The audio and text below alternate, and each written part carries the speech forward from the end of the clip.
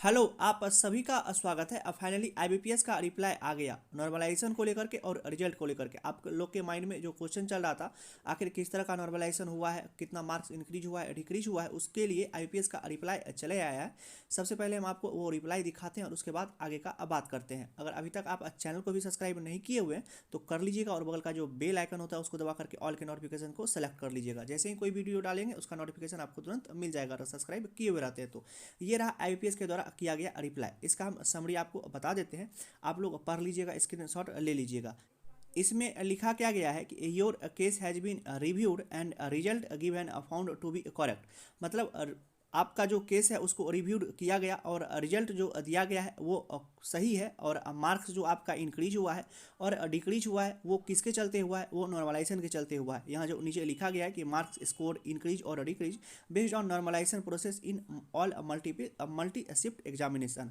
और आप लोग जो डिमांड कर रहे थे कि आपका रो मार्क्स कितना आया और नॉर्मलाइज मार्क्स कितना आया, उसके लिए भी नीचे लिखा गया है कि एज पर आईबीपीएस पॉलिसी, मतलब आईबीपीएस के पॉलिसी के हिसाब से वी डोंट प्रोवाइड, हम प्रोवाइड नहीं कर सकते answer sheet, question paper, right answer की, मॉडल आंसर की। मतलब आईबीपीएस आपको ये प्रोवाइड नहीं कराएगा। जो आप लोग डिमांड कर रहे थे कि रो मार्क्स कितना आया, नॉर्मलाइज मार्क्स कितना आया, वो आपको प्रोवाइड नहीं कराएगा।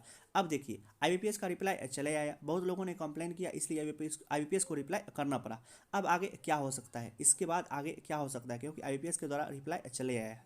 देखिए अब जो भी हुआ उसको भूलने में ही फ़ायदा है। अब आगे कुछ भी नहीं हो सकता है, क्योंकि आप लोग जो पॉलिसी जिस समय फॉर्म भरते हैं और जिस समय नीचे रहता है कि कुछ क्लिक करने के लिए, टिक करने के लिए, उसको टिक कर देते हैं, तो वो सब यही सब चीज़ है कि इसके बाद आप कुछ भी नहीं कर सकते हैं।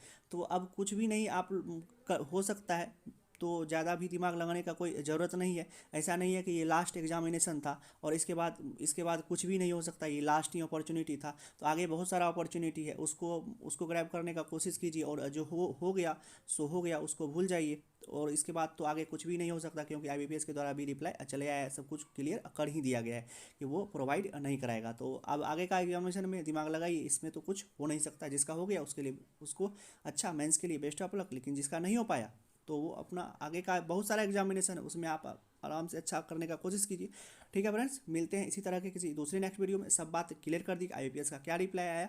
आप लोग जो नॉर्मलाइजेशन और रिजल्ट को लेकर के डिमांड कर रहे थे कि रो मार्क्स, नॉर्मलाइज मार्क कितना है, उसके चलते आईबीपीएस रिप्लाई आ गया है। तो चलिए मिलते हैं इसी तरह के किसी दूसरे नेक्स्ट वीडियो में। तब तक आप अपना ध्यान रखिए। Love you, bye bye.